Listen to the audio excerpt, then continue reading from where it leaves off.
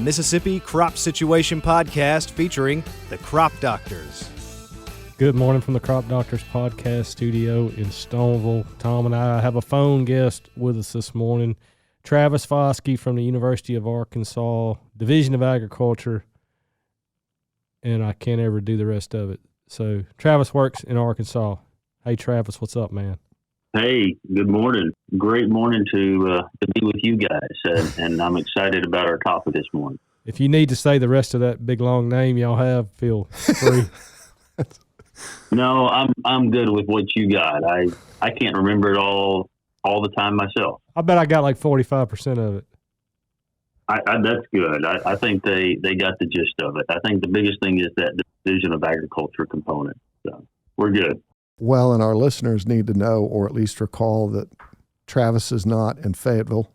Travis is actually in the Little Rock area, so he's mostly more of a Delta plant pathologist / nematologist, although I refer to him more for his nematology expertise. I think he's technically on the prairie, but... Okay. Okay. Splitting the hairs. I'll forgive your lack of geographical knowledge Yep. related to art. Well, you're from Arkansas, and I'm not from these parts. Well, I'll let Jason deal. It's the time of year where his phone's going to explode, so we have people calling my phone because plant pathologists really aren't needed yet, although the jury's probably still out on that based on how many acres we planted last week and how much rain we've received and the temperature that's out there right now. It could get pretty interesting. Yeah, we definitely missed the temperature forecast this morning because it's chilly. Yeah. And it's certainly wet. So, Travis, that leads me to my question that I want to ask you. So it started raining, Monday night. Today's Thursday. In the, 10 days, say, leading up to Monday night, ballpark the total number of seeds that got planted, and I'll even cut your number down. You can just use Arkansas. Not acres, total number of seeds. So no, it doesn't matter the crop. Yeah, just ballpark a total. Okay, so I can just make this up, just flying by the seat of my pants. Yeah, nobody's going to, there's no right answer. Nobody's going to have the foggiest idea. Yeah, 10.2 million. I'll allow it. I have no idea. Okay. Tom, is that in the ballpark? Yeah, I don't either. I would, if I was an over/under type person, I might say that's probably under. Yeah, and that's just, that's the first knee-jerk response I had to that because they were flying like crazy over on this side of the river. So I can only imagine that they were doing pretty much the same thing on the west side of the Mississippi River. Pretty much most for us. I know that there was actually some peanuts that went in and some, of course, rice, but that wet weather sure stalled everything for most, which is probably a good thing in some cases. It gives people a little time to maybe think about what their approach is for the next couple of weeks. How much rain did y'all end up getting? Here in the central part of the state, it wasn't that much, a couple of inches, maybe 3 in some places. It seems like the majority of it was further south. Stuttgart had more, and then when you got to Monticello, it was much higher. Yeah, I got 6 at my house. I've heard 8 in places.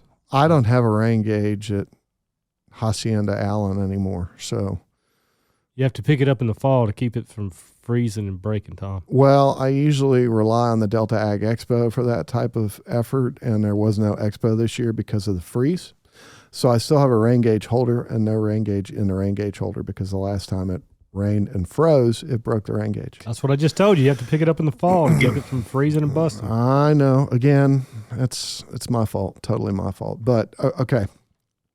Travis, we have you on this morning because they're definitely, I'll be the first person to admit, I have received since the fall more nematode questions than what I normally am accustomed to. And I think a lot of it, I'll tie it back to basically 2022 and 2023 both being pretty hot and dry. And I think we picked up or at least observed more areas in our respective geography that probably have a greater nematode issue than what we've really seen probably the last decade, just based on lack of rainfall. I would agree with that. I actually had 2 farmers call me last year and told me I didn't have nematodes in that field. I didn't have any clue But you're right, that hot, dry weather in the summer, really made them show up on those plants. They really started to cause damage, and those farmers were quite surprised. Yeah, and I had some of the same conversations, on blacktop roads looking into fields, and then we always kind of came back to what do we do now moving forward from a management perspective. And what I said to him was, I rambled across your field before I got out of here, the blacktop, looked at a few things, was fascinated by what I ran across. I can tell you have a root knot problem. Your best option is going to be choose a resistant variety when those information start coming out. And our listeners should know, because it's something we need you to repeat, because I rely on your data from Arkansas that you do yearly. But why don't you tell everybody how you kind of go about setting those tests up, and then what type of seed that you request from companies that you consider in some of your plot trials on an annual basis? Okay, perfect. Yeah, so we have a site. First of all, when you're screening anything, you need a really good site. And typically we talk about nematodes being aggregated, spots in the field, hot spots. This field is actually relatively uniform, so great for screening. So each spring we ask the seed companies, what are you marketing as resistant? What are you selling to the farmer? And we would like to look at it. And honestly, we have some salesmen that come to us and say, hey, Travis, would you check this for us? We bought this seed and we're being told it's resistant. Is it? Can you double check for us? And we place it in the field. And in about August, when the plants are about R4, R5 growth stage, which would be the most severe as far as galling goes, we go out and rate them. So each year we dig up thousands of root systems and evaluate those for galling. And there's a great correlation: more galls, more susceptible, less yield; fewer galls, more resistant, better yield. And then in the about November, December each year, we analyze that data and get that out to our county agents in each county, put it on our row crops blog, and I try to share it with as many people as possible. And tell them, I think either we were having a conversation before, or you mentioned previous, the best is a resistant variety. And those are the best ones to choose from because they've been tested in a comparative system where you're comparing something from one company to another, where unfortunately most companies just rate their own stuff within their own testing system. And they're honestly choosing the best one within their system, but not across companies. And so for the last couple of years, unfortunately, we really haven't moved the needle much. I was looking at data from 2017 and 2018, kind of when we started that test, and about 22% of those varieties I would consider to be moderately resistant. And last year, that was about 25%. So we have some opportunities for improvement. Well, and I think that's something we definitely talk about a lot in the quote unquote closed door pathology meetings about. That's a continuing issue in the southern United States is root knot nematode pressure. And a lot of that you can tie back to how many years of cotton we had on some of those particular acres. But I think the most important thing to also point out, and sometimes I think we glass over this when we're standing in county meetings, is from a root knot perspective, that's a corn, cotton, and soybean issue. So when we talk about rotation strategies or rotating to reduce this being an issue, they are in fact rotating, but they're not rotating to acceptable rotational hosts or strategies because those are all susceptible hosts of that nematode. Yeah, absolutely. I mean, so they're at the very least maintaining those numbers. Something like corn, because of the size of the root system, actually exasperates those numbers. And, I spend a lot of time talking about that because there's still some misconception about corn. But when we're talking about root knot, it is a host. The only non-host we grow in the Mid-South, and it's on a limited number of acres, and I wouldn't recommend it on all the acres where we have a root knot problem, is peanuts. A good cotton variety, though, there is some resistance there. And they can reduce those numbers. I mean, that's one of the goals, try to reduce the number of nematodes based on your soil sample, right? And a good cotton variety that's resistant can reduce them by 90%. The best soybean variety that I can find is only going to reduce them by 50%. So we're still, even with some of our best resistance, we're not eliminating these. And so that's why we use the term management, right? We never say control when we talk about disease. We're just managing them and doing the best we can. Well, and then in that perspective, all you're doing is maintaining what would be considered a more acceptable yield, and you're managing the pest issue so that you aren't basically losing the shirt off your back. Off the cuff, that's the easiest way to kind of make that statement. And again, that's one of those I don't think we really talk enough about. And I know, sitting here looking at Jason, I mean, Jason's dad, his farm had been one of the places that Scott Montfort had done. I think Scott did his PhD work there, if I'm not mistaken, when he worked with Kirkpatrick. So we know a lot about that part of the world when it comes to both reniform and root knot. And really, in my mind, I wanted to focus a little bit more of this on root knot because I think it is an increasing problem. Before you do that, so keep that and we'll come right back to it. Okay. So you mentioned our three biggest row crops, corn, cotton, and soybeans, being a host for root knot.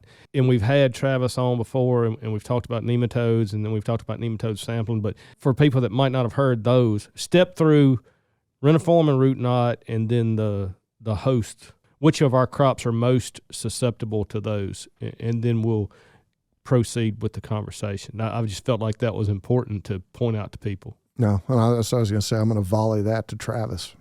Right. Yeah, no problem, because it is confusing at times.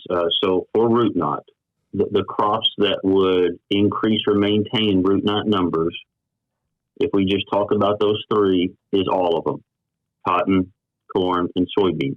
There is some resistance in corn and soybean, but it's still going to maintain those numbers. Again, if we move over to reniform, which is a little different animal altogether, of those three, cotton and soybean are the only hosts. Those are the only ones that it will increase or maintain on. Corn is considered a very poor host or non-host, so the numbers will drop. But because of its biology, those numbers in a reniform field do not drop as quickly as what I was mentioning before with those root knot numbers, with the 90% and the 50%. It's much, much slower. Is there an environment or soil condition that favors one over the other? A species of nematode over the other?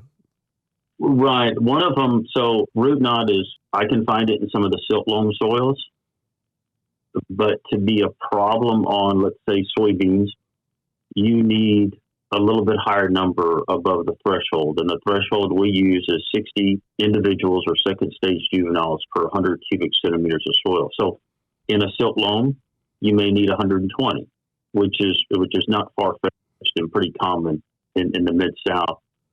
But it's probably more problematic in general in those coarse textured soils, the loamy sands, the sandy loams. That's for root knot.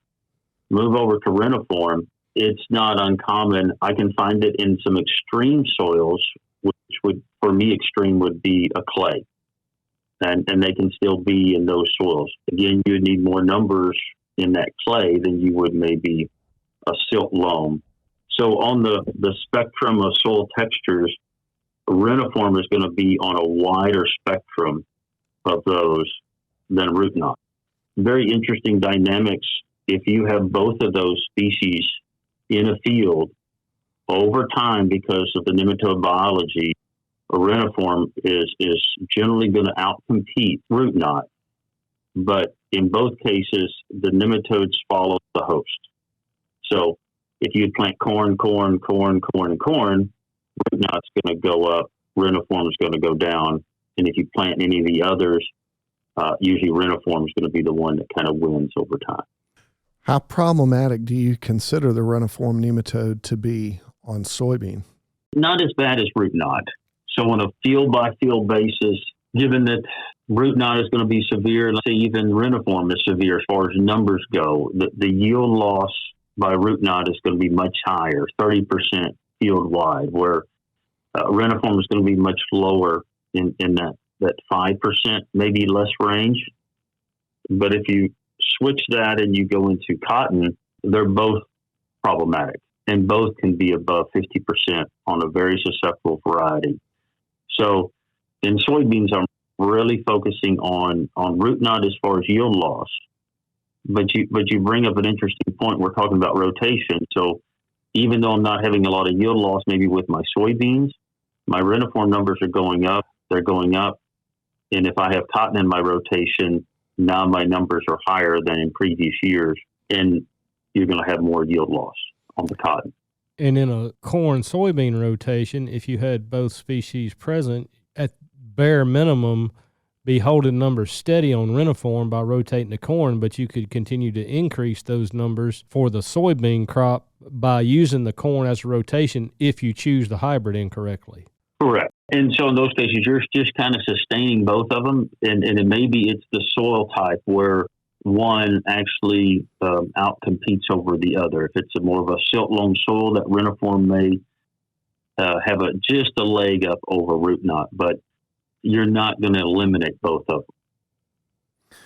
Which is why I think at the end of the day, regardless of where you are and which states you're in, and really who you are in the plant pathology, nematology world, talking about how important continuing to soil sample. If you have a nematode issue in a field, keeping track of those numbers can be important because it'll definitely help you open some options from a standpoint of rotational strategies. And I think that is a difficult conversation to have. Well, is there value in sampling the field for nematodes at this point in the season? Well, of course, we just talked about how wet it is, and that would not be a good time to go sample. If you have water in the plastic bag after you pull the sample, by the time they get to the nematode lab, they would all be dead. I was talking more about time of year rather than than right now, the current conditions. Right. I just had to make that point because we got some samples in the other day and they were just completely saturated wet. Oh. So sorry, but no. So right now, if you took a sample and you had a reniform field, you're still going to get reniform numbers. They may have dropped off slightly from the fall, or they may be pretty close to the same. They're not going to change a whole lot. The root knot numbers are going to drop off by 80%. Most of them, just the survival of them by the biology, they just don't survive. So it's not going to give you a threshold value like what I mentioned before with the 60J2, but it can tell you, yes, I have root knot in that field. And I've had that conversation with folks. They're like, I just started leasing this land. What do I do? And my recommendation still would be, go out and pull a sample and pull a couple of samples. And if you have root knot, put in the best root knot resistant variety you have. Well, what happens if I don't have a chance to go and pull a soil sample and I want to plant soybeans? Well, put in the best root knot resistant variety you have. And if you can use a group 5, go with a group 5. And then sample next year and then come up with a better game plan. Call me back and we'll come up with an approach that's going to be best for your system. Yeah, and I should add, the whole reason this kind of hopped in my head was a couple of weeks ago. Some of the conversations I've gotten into is I pulled a sample in the fall, or I know I have a nematode issue. What are my options if I want to do something like, say, vellum? Can I put vellum out as an in-furrow liquid application with, say, a root knot susceptible variety and still be ahead of the game? Or do I have to go with a resistant variety to manage my root knot population? I've had some of those conversations too, Tom. Of course, that soil sample is the best predictor of how widespread root knot is in that field. So we're managing, let's say, the entire field, right? Let's say that it's all there. Vellum is a fungicide. It's fluopyram that has nematocidal activity. It's the same thing as what's Illevo on soybeans. And so it is a good nematicide, but it's not going to take a susceptible variety and make it immune, right? Or make it resistant to root knot. that provides a zone of protection for that seedling to begin. But once those roots get out of that zone of protection and into a higher population of nematodes, they're going to infect it and have an impact on that variety and causing it some yield loss. And we've done trials with in my fields where we've done exactly what you're talking about. And a vellum on a susceptible variety doesn't make a huge impact, a couple, 2-3 bushels, maybe. And so it's not having a huge impact. The rate range on that is 3 to 5 ounces. And we've done both of those. And 3 and 5 look the same. So if somebody was going to use it, I would just use the 3 ounces on something that at least has some kind of level of resistance, even if it's moderately susceptible. But something's better than absolutely nothing as far as post-plant resistance in a situation like that. From where I sit, my biggest concern is having the conversation about what you do in 2024 has an immediate impact on you for 2025. So if you choose a susceptible or a root knot susceptible variety and say, hypothetically, you put something like vellum out, all you're doing is increasing your numbers for 2025. There's no changing that. No, that's right. That's what we talk about, a kind of a management approach. And you mentioned before monitoring that. What impact am I having over time? It's hard to get out and sample every year, but if you can get out at least every 3 years, or if you want to be really aggressive and see what kind of impact you're having on your farm every year, at the end of the season, you can see what your numbers are doing, which allows you to come up with a game plan over the winter for the springtime instead of the situation we were talking about before. Let's just guess, what might we have, and let's just cover all our bases. Well, that can get very expensive. And I know if somebody was sampling, sending them to the same lab is another very important consideration. So if you're going to send it to the lab at Mississippi, continue sending it there. If you're using the one in Arkansas, continue to send it there. Although they use the same system and style, some of them use a little bit different counting dish, which the numbers are just slightly shifted to the left or the right of high and low. So just consistently sending it to the same lab will get you comparable results.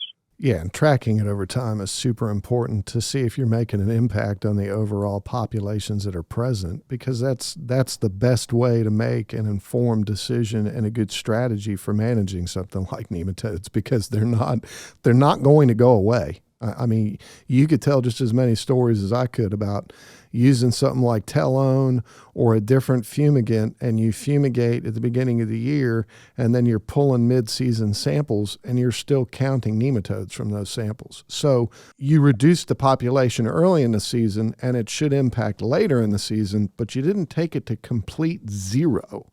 That doesn't happen. No, it doesn't. And you think about it, Arkansas specifically in the 80s, we hardly had a root knot problem in soybeans. And now you fast forward 30, 35 years, and it's the most common issue we have in soybeans.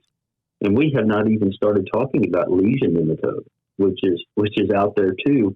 And that's totally another different animal, and that'll have to be for another day. But that just emphasizes the point of monitoring and taking those soil samples, because there's more animals out there in the soil than we can cover in this podcast. That's right. I mean, there's multiple nematodes that impact both corn, cotton, and soybean. And really, I think the most urgency right now is focusing on reniform root knot from a soybean standpoint, because, we could spend 2 days talking about some of the other issues. What was that nematode we found in that cornfield way down south, right up on the levee that time? Those were stubby root nematodes on corn. One of my crowning achievements as a field man, figuring that out. I didn't have any idea what it was, but I knew.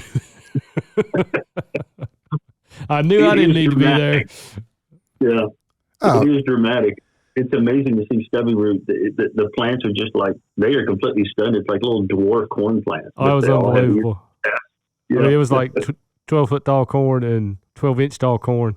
Oh, on the same row. If you go further east in some of the area, Georgia and whatnot, when you get into all that sand over there in Florida, they have sting nematode that can be a big headache and issue on something like corn. And we don't deal with that, or at least we haven't run across it that I'm aware of.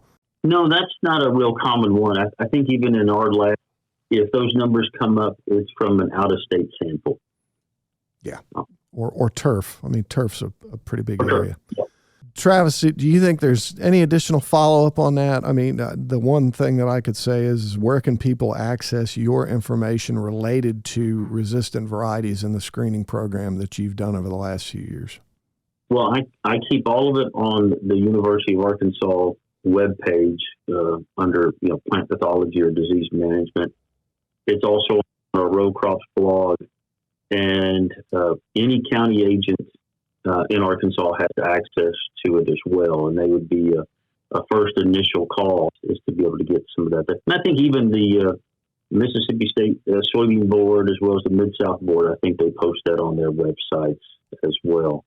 And so those would be my first stop.